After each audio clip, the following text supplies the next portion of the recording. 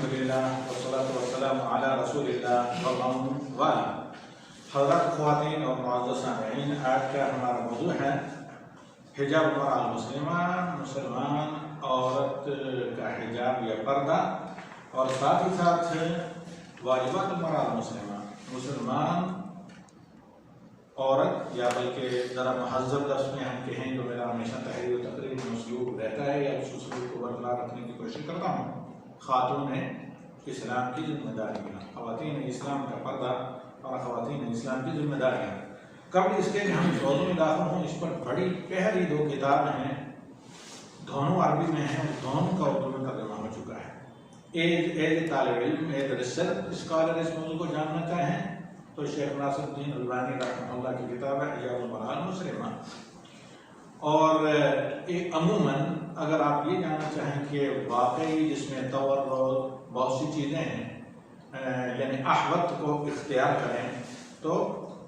ہمارے اور آپ کے سامنے شیخ ابن عثیمین کی کتاب پردہ ہے، جس میں اہل علم کے مختلف مسائل ہیں پردہ سے متعلق، ان کو بھی ڈسکس کیا گیا ہے، اور پھر راجح موقف کو سامنے رکھا گیا ہے دلائل کی روشنی میں۔ پردے میں ساری چیزیں آتی ہیں، دوپٹے سے لے کر جلباب، چادر، پردہ ہوتا ہے، یا بعد والے زمانے میں موجودہ دور کے جس کو عبایا وغیرہ کہتے ہیں، یہ بھی، اور دیگر حتیٰ کہ انداز، چالدار، نشست و برخاست، گھر کا پردہ، کن سے پردہ، کن سے کس حد تک پردہ، کس حالات میں پردہ، نماز میں کیسا پردہ، عام عبادات، تلاوت قرآن پاک، ذکر اذکار ہیں، کیا اس کے لیے بھی کوئی حدود و قیود ہیں۔ اختصار کے ساتھ اس موضوع پر ہم پہلے روشنی ڈالتے ہیں، پھر دوسرا جو ہمارا سیکنڈ ٹاپک رہے گا انشاءاللہ، وہ بھی 10 منٹ سے زیادہ نہیں رہے گا، کہ مسلمان عورت کی ذمہ داری۔ اب زیادہ فقہی مسائل میں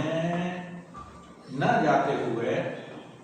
ہمیں اور آپ کو اچھے طریقے سے معلوم ہونا چاہیے کہ اللہ رب العالمین نے جن قرآنی آیات میں عورتوں کو پردے کا حکم دیا گیا ہے، وہ ہیں سورہ نور کی 1 سے زیادہ آیات،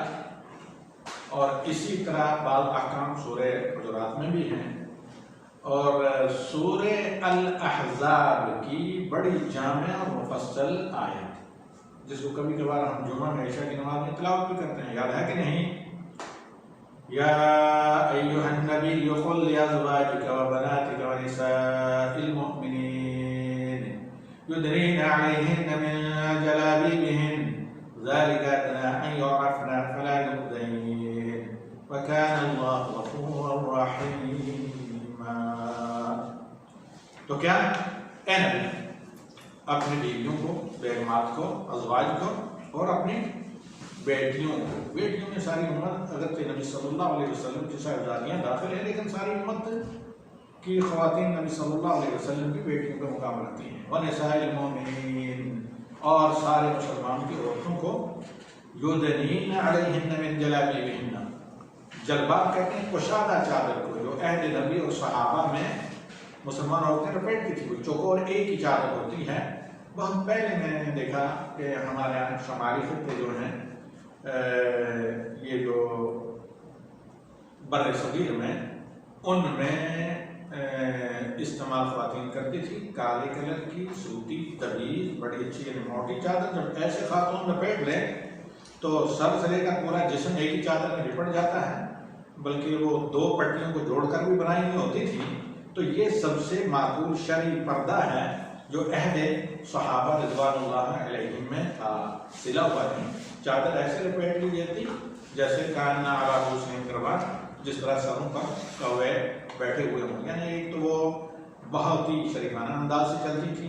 یہ پردے میں داخل ہے۔ دوسری یہ کہ وہ چادر پورے جسم کو محیط ہوتی، صرف آنکھیں وہ بھی کس کے ایک پک یا اس پردے کے نیچے سے ظاہر ہوتی ہیں۔ اور اس کی حکمت اللہ تعالیٰ نے قرآن میں بتائی کیا؟ یدنین علیہن من جلابیبہن ذلک ادنی ان یعرفن فلا یؤذین، یہ زیادہ بہتر ہے کہ ان کو پہچان لیا جائے، یہ مومنہ عورت ہیں، یہ شریف زادی ہیں، یہ محترم ہیں، لہذا ان کے ساتھ کوئی چھیڑ چھاڑ نہیں کرنا۔ آپ دیکھیں گے کہ بپردہ اگر کوئی عورت ہے، ایک غیر مسلم بھی کیوں نہ ہو، اب کچھ لوگ بدماش ہو گئے میڈیا کی وجہ سے یورپ وغیرہ میں دوسری جگہ، لیکن اصلا فطرت سلیمہ انسانی فطرت یہ ہے کہ کوئی بپردہ مسلمان عورت ہو یا کوئی بھی پردے والی مسلمان ہو، اس کے ساتھ کوئی چھیڑ چھاڑ نہیں کرتا، تعارض نہیں کرتا، سائڈ سے ہو کر پہچان لیے جاتے ہیں کہ یہ ایسے ویسے خواتین ہیں۔ اس کے بجائے اگر مختصر کنجوسانہ کپڑے پہنے ہوئے ہوں تو ہر کوئی چھیڑ چھاڑ کرے گا، ہے کہ نہیں؟ تو اسی لیے اللہ تعالیٰ کہتے ہیں کہ تاکہ پہچان لی جائیں کہ یہ جو ہے محترم اور پاک باز عورتیں ہیں اور ان کے ساتھ چھیڑ چھاڑ نہ کی جائے۔ چل کل پرسوں میں کافی بڑا کسی یورپین ملک سے ویڈیو وائرل ہوا ہے، چھوٹی بچی مشکل سے 7 سال کی بچی ہوگی یا 8 سال کی، اللہ پاک، تو بچی کو بڑے صغیر کی ہے کہیں گی یا یمن میں، الغرض اس سے جو ہے دوپٹہ اس نے اوڑھا ہوا ہے، حالانکہ اتنا مطلب ہوتا ہے کہ چہرے کا پردہ، وہ چھوٹی بچی ہے، تو اسے ایک آدمی پوچھتا ہے کہ تم نے دوپٹہ کیوں استعمال کیا ہوا ہے، تو حجاب کا نام نے اس نے دیا، تو کہا کہ آپ نے مجھے میرا اپنا موبائل دیں، یہ انگریزی میں گفتگو ہو رہی ہے، تو کہا کہ موبائل لے لیجیے، موبائل لیا تو اس نے جو ہے نا موبائل کا یہ اوپر والا جو کور ہے کور ہٹا دیا، کہا تم نے کور کیوں موبائل پہ لگا لیا، it is for protection, it protect my mobile, یہ ہمارے موبائل کی حفاظت کرتا ہے، تو کہا کہ اسی طرح حجاب از پروٹیکشن فار می، کہ میرے لیے حجاب ذریعہ حفاظت ہے، وہ خاموش ہو گیا، فبہت الذی سأل فبہت الذی کفر۔ عموماً کوئی بھی ہو، اور میرا تجربہ ہے کہ بسا اوقات غیر مسلم تفتیشی افسران، میں انٹرنیشنل پیمانے کی بات کر رہا ہوں جہاں مجھے کثرت سے بہت چھوٹی عمر سے سفر کرنے پڑے ہیں، یعنی جب میری عمر 16 17 18 سال تھی، جیسے ڈائری میں لکھا ہوا ہے، تو میں نے دیکھا کہ باپردہ جو خواتین ہیں غیر مسلم تفتیشی افسران پولیس میں خواتین پر متعلق ہوتا ہے، بہت احترام کرتے ہیں، تو کہیں گے ہاں بھائی بہن جی یا سسٹر انہوں نے چونکہ حجاب پہنا ہے تو اس کے اعتبار سے بہتر ہے کہ ہم مختصر فارمیلٹی پوری کریں گے۔ یہ موجودہ دور میں چند سالوں سے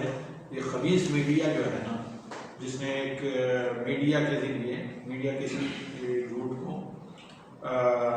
میڈیا ایک ہتھیار ہے جس کو کسی بھی جھوٹ کو سچ اور سچ کو جھوٹ کر کے دکھایا جا سکتا ہے، ظالم کو مظلوم، مظلوم کو ظالم، اس کی وجہ سے تھوڑا بہت ہو گیا، ورنہ محجبہ یا باپردہ عورت ہر سوسائٹی میں، ہر انسانی سوسائٹی میں کیا ہے، محترم ہے، وہ مسلم ہو غیر مسلم۔ یہ تو چند آیات کی طرف میں نے اشارہ کیا اور آپ کے سامنے رکھی سورہ احزاب کی مین آیت، اگر اس آیت پر غور کریں تو ادراک کا مطلب ہوتا ہے اوپر سے آنا، اور نبی صلی اللہ علیہ وسلم کی جو معراج کی حدیث ہے حجاب محمد، یعنی کہ اللہ کی شکل کو نبی صلی اللہ علیہ وسلم دیکھا تو اللہ کے نبی صلی اللہ علیہ وسلم نے کہا کہ اللہ کا پردہ نور ہے، اگر اللہ کے چہرے کی چمک ظاہر ہوئے تو کائنات سوختہ ہو جائے، جل جائے۔ تو عربی ڈکشنری اور الفاظ کے اعتبار سے بھی لفظ حجاب کا ڈکشنری معنی یہ ہوتا ہے چہرے کا پردہ۔ حجاب کس کو کہتے ہیں بھائی؟ یعنی وہ چیز جو آپ کے سامنے آ جائے آپ دیکھ نہ سکیں، تو انسان پہچانا کہاں سے جاتا ہے؟ چہرے سے جاتا ہے۔ اب چہرے، ہاتھوں وغیرہ کا اس میں شک نہیں کہ علم میں یہ مختلف مسئلہ ہے، 3-4 اختلاف۔ پہلے یہ کہ حجاب سے مراد صرف چہرے، ہاتھ، پیروں کو چھوڑ کر ہے، دوسرا موقع یہ ہے کہ پورے جسم کا پردہ فرض ہے اور چہرے وغیرہ کا، پیر وغیرہ کا یہ کیا ہے، سنت مؤکدہ۔ اگرچہ دلائل بڑے مضبوط ہیں اس کے، اور شیخ البانی رحمہ اللہ نے ذکر بھی کیا ہے، لیکن اگر آپ حکمت دیکھیں پردے کی، کیونکہ جتنے فتنے ہوتے ہیں اس میں کڈنیپنگ ہو، یہ کیا ہو، اس کے علاوہ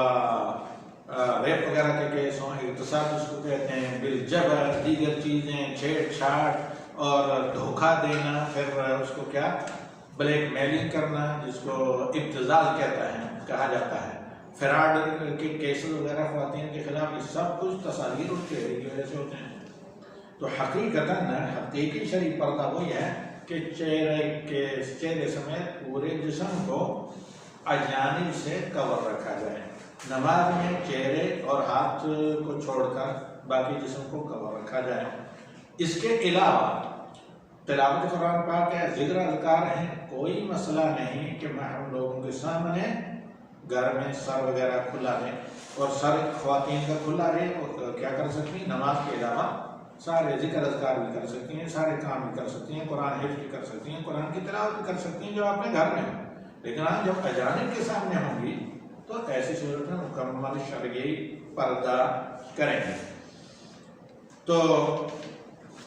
ہم جلدی جلدی چلتے ہیں، پھر دوسرے اس میں حصے میں سیشن میں آپ کے سامنے رکھتے ہیں مسلم خواتین کی ذمہ داری ہے۔ تو جہاں تک ان پردے کے معاملات وغیرہ کا تعلق ہے کہ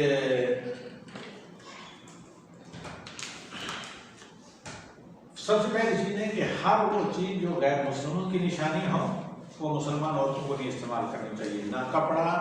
نہ کپڑے کی کٹنگ، نہ پوشاک، نہ طور طریقہ، نہ بالوں کی ساخت، نہ لباس، نہ حتیٰ کہ زیورات، دوسری چیزیں۔ حضرت عائشہ رضی اللہ تعالی عنہا ام المومنین نے ایک عورت کے اوپر چادر دیکھی جس میں کراس کے نشان تھے، صلیب کے نشان جو نصارہ پوجتے ہیں۔ تو فقالت، انہوں نے کہا سب سے پہلی چیز ایمان و عقیدہ، اس کے بعد توحید کر پاتے ہیں۔ تو جو لا الہ الا اللہ کا تقاضا ہے، ولا وبرا، یعنی اللہ سے وفاداری، نبی صلی اللہ علیہ وسلم سے وفاداری، اللہ اور اللہ کے نبی کے دشمنوں سے بیداری۔ تو حضرت عائشہ رضی اللہ تعالیٰ عنہ نے کہا اطرحی، اللہ کی بندی اس چادر کو اتار پھینکو، اس کو دفع کر دے، تم نے کیا اوڑھ رکھا ہے؟ فإن رسول اللہ صلی اللہ علیہ وسلم كان اذا رأى نحو هذا قلبه، کہ اللہ کے نبی صلی اللہ علیہ وسلم جب کوئی ایسے نقش و نگار دیکھتے جو غیر مسلموں کا شعار ہیں تو آپ صلی اللہ علیہ وسلم کیا کر دیتے؟ اللہ کے نبی صلی اللہ علیہ وسلم اسے کاٹوا دیتے یا ختم کر دیتے، کبھی یعنی اس کے اس طرح کاٹ دیتے کہ وہ نقش نگار اندر نہ رہیں۔ اسے امام احمد نے روایت کیا، یعنی کاٹ دیتے نبی صلی اللہ علیہ وسلم، پھر بچھونے کے طور پر استعمال کی جاتی، یعنی احترام نہ کیا جاتا بلکہ ایسی چیزوں کی، ایسے نقوش کی توہین ہوتی۔ تو موجودہ دور میں لباسوں میں تصاویر بھی، پینٹنگ بھی، بندر کتے بھی، سانپ، کروکوڈائل، مگرمچھ بھی ساری چیزیں ہوتی ہیں۔ مسلمانوں کی اپنی فیکٹریاں ہونی چاہیے، اپنی تعلیمی ادارے ہونے چاہیے جہاں پر اختلاط نہ ہوں، اپنے مسانے وغیرہ ہونے چاہیے جہاں پر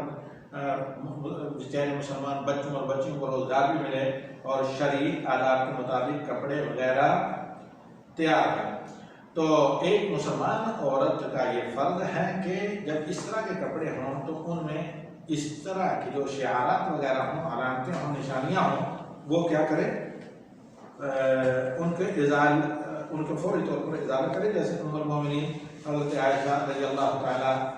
عنہا نے کیا، اور نبی صلی اللہ علیہ وسلم کا خلق شریف اور آپ صلی اللہ علیہ وسلم کے سنت کے سلسلے میں اور آپ کی تعلیمات کو واضح کیا جائے، جیسے حضرت عائشہ رضی اللہ تعالی عنہا نے کیا۔ اور اگر حکمت معلوم ہو تو حکمت بھی بیان کرے اور دلیل کے ساتھ اگر دلیل ہو تو اس میں سے واضح کیا جائے۔ اسی سے حضرت عائشہ رضی اللہ تعالی عنہا سے سوال کیا گیا کہ ایک عورت جوتیاں پہنتی ہے نا، ان امرأة تلبس النعل، فقالت لعن رسول اللہ صلی اللہ علیہ وسلم الرجل من النساء، یعنی ایک عورت مردانہ جوتے پہنتی ہے تو فوراً حضرت عائشہ رضی اللہ تعالیٰ عنہ نے کہا کہ اللہ تعالیٰ نے ایسی عورتوں پر لعنت بھیجی ہے، اللہ کے نبی صلی اللہ علیہ وسلم نے ایسی عورتوں پر لعنت بھیجی ہے جو مردانہ لباس، پوشاک، جوتے، کپڑے یا حتیٰ کہ بالوں کی شافت ساخت، کاٹ چھانٹ یا چال ڈال مردانہ کوئی عورت اپنائے تو اس پر نبی صلی اللہ علیہ وسلم نے لعنت بھیجی ہے۔ اسی طرح مرد جو زنانہ پوشاک وغیرہ استعمال کریں اس پر نبی صلی اللہ علیہ وسلم نے لعنت بھیجی ہے۔ دیکھیے ابو داؤد میں یہ حدیث صحیح ہے۔ اسی طرح حضرت عائشہ کی آزاد کردہ کنیز حضرت عائشہ کے پاس آتی ہیں تو کہتی ہیں یا ام المومنین طفت بالبیت سبعا واستلمت رکن مرتين او ثلاثا، تو اے ام المومنین میں نے 7 مرتبہ بیت اللہ کا طواف کیا اور رکن یعنی حجر اسود کا 2 یا 3 دفعہ میں نے کیا کیا؟ استلام کیا۔ قال عائشہ رضی اللہ تعالیٰ عنہ لا اجرک اللہ، اللہ تمہیں اجر نہ دے، لا اجرک اللہ تدافعین الرجال، تم مردوں کا مقابلہ کرتے ہو تو یعنی تم کیا ہے بھیڑ بھاڑ کرتی ہو مردوں کے ساتھ صرف بوسہ دینے کے لیے حجر اسود کو. تو کیونکہ پھر لا تدافعن الرجال الا كبرتي ومررتي، یعنی تمہیں دور سے حجر اسود کے مقابلے میں صرف جا کر اللہ اکبر کہہ کر گزر جانا چاہیے تھا. الغرض ایک تو حجاب ہوتا ہے جو میں نے کہا کہ ایک ایسی چادر جس میں زوائش نہ ہو. حجاب مسلمان عورت کی حجاب کی صفت یہ ہے کہ وہ چادر پورے جسم کو کور کریں، پتلا کپڑا نہ ہو کہ اندر کی زینت زیورات اندر کے کپڑے یا دیگر بازو وغیرہ یہ جھلکیں، اور اتنا تنگ نہ ہو، موٹا ہونے کے باوجود اتنا تنگ نہ ہو کہ جسم کی ساخت اس میں نظر آئے. شروع میں پردہ مدینہ آنے کے بعد بھی نہیں تھا. حضرت عائشہ رضی اللہ تعالیٰ عنہا کی بعض روایات ہیں کہ شروع میں خواتین ضرورت کے لیے قضاء حاجت کے لیے رات کو باہر نکلا کرتی تھیں، یعنی جہاں فضا زمینیں ہیں. تو کیا ہوا کہ حضرت عمر آ کر کہتے ہیں یا رسول اللہ، اور ظاہر بات اس وقت شریف پردہ نہیں تھا، تو بار بار کہتے رہے. تو نبی صلی اللہ علیہ وسلم نے کہا یا عمر اللہ کے حکم کا انتظار کریں تاکہ اللہ کی طرف سے حکم نازل آئے. تو ایک دفعہ حضرت سودا نبی صلی اللہ علیہ وسلم کی بیوی رات کے وقت میں باہر نکلی. یہ بڑی طویل القامہ تھی، اونچے قد والی حضرت سودا بنت زمعہ. تو حضرت عمر نے کہا میں نے پہچان لیا آپ تم سودا ہی ہو سودا. یہ مسئلہ آیا نبی صلی اللہ علیہ وسلم کے بعد. اس کے بعد آیاتیں حجاب نازل ہوئی اور پھر ضوابط گھر سے باہر نکلنے کے کہ کس طرح کا تھا، کس طرح کا لباس پہن کر گھر سے پہلے گھر سے باہر نکلے. اور اس سلسلے میں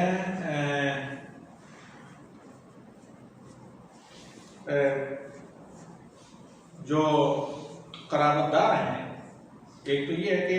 جتنے ایسے محارم ہیں ان محارم کے سامنے بال، چہرہ یا سر کے بال وغیرہ، بازوں کونیوں تک وغیرہ کھلے رہیں، کوئی حرج نہیں.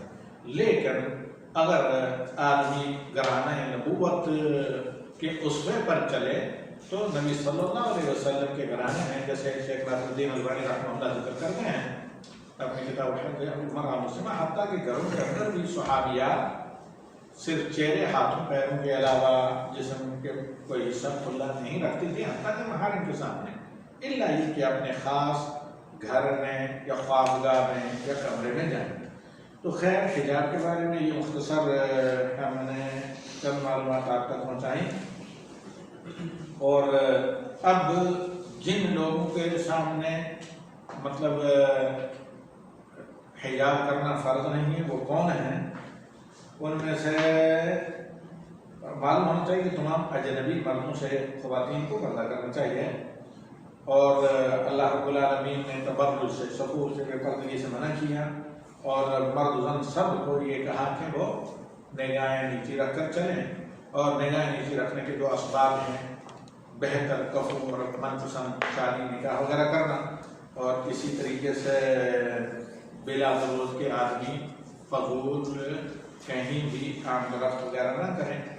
اور اللہ کا ذکر کر کے دعائیں پڑھ کر بازار میں جائیں اور جلد اپنی ضرورت پوری کر کے واپس آ جائیں.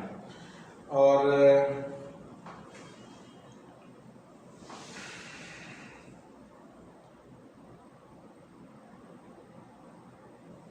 بسا اوقات بعض قرابت دار جیسے کزن جن کو کہتے ہیں، ماموں دار، چچے دار، فلاں دار، خالہ دار، پھوپھی دار، ان کے سلسلے میں تصاوت یہاں برتی جاتی ہے اور یہاں خطرات پیدا ہوتے ہیں.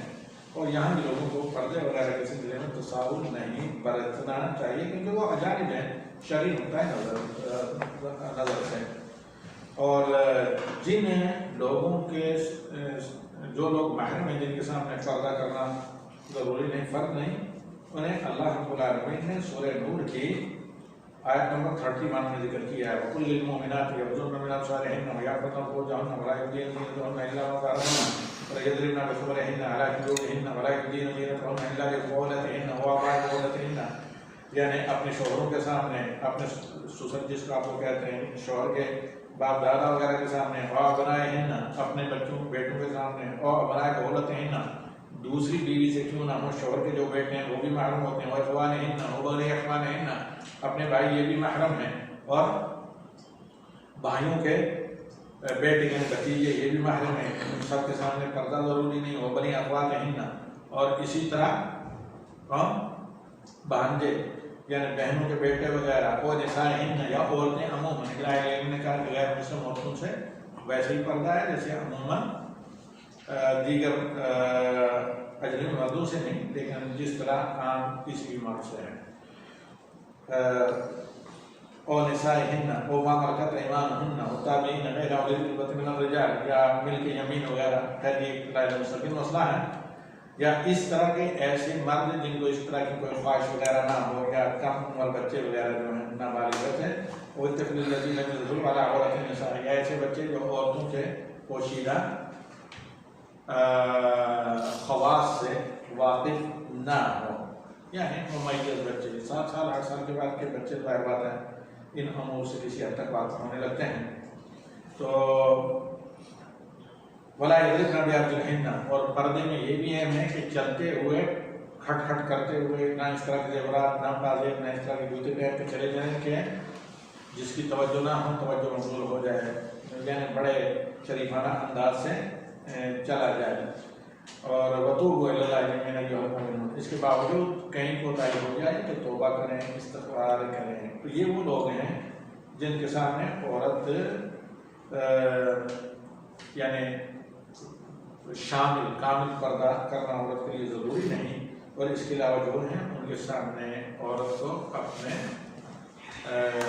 عورات یعنی اپنے مستور جسم کو کھولنا جائز نہیں، یا ان کے سامنے حتیٰ کہ چہرہ وغیرہ کھولنا یا اسی طرح کے بال وغیرہ کھولنا۔ اور موجودہ دور میں عورتوں میں جو ظاہر بات ہے دروس میں ہمارے لیے ایسے نہیں، لیکن عموماً جو تصور ہے کافی بالخصوص ایسے خطوں میں یا غیر مسلموں کے سوسائٹی میں لوگ رہتے ہیں خواتین میں، کہ وہ یہ ہے کہ برقع یا نقاب کشادہ پہنتے ہیں، اور جو برقع یا عبایا اگر عبایا اتار دے اتنے وہ باعث فتنہ نہیں ہوگی جتنا پرکشش عبایا کا پہننا ہو جاتا ہے۔ تو لہٰذا کپڑا ایسا ہونا چاہیے جو سیدھا سادہ ہو، پرکشش نہ ہو۔ حجاب سے ان کا مقصود صرف کالا کپڑا لپیٹنا عبایا پہننا نہیں، بلکہ حجاب کا شرعی مقصود ستر ہے، اور شک و ریبہ اور فتنے سے اپنے کو بھی دور رکھنا، دیکھنے والوں کو دور رکھنا،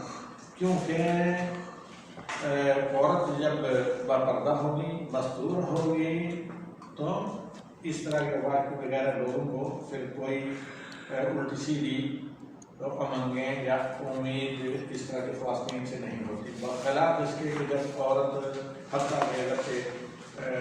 عبایا لگائے بھی کیوں نہ ہو، لیکن پر فتن انداز سے یا مزرکش منقش انداز سے اسے پہن کر اور ٹائٹ انداز سے پہن کر چلے گی تو بسا اوقات عبایا کا نہ ہونا اتنا باعث اتنا نہیں ہوتا جتنا اس طرح کے عبایا کا پہننا ہوتا ہے۔ لہٰذا شرعی عبایا ہونا چاہیے جو عام سادہ چادر کی طرح پورے جسم کو کور کرے، یا صرف چادر سے کیا جائے۔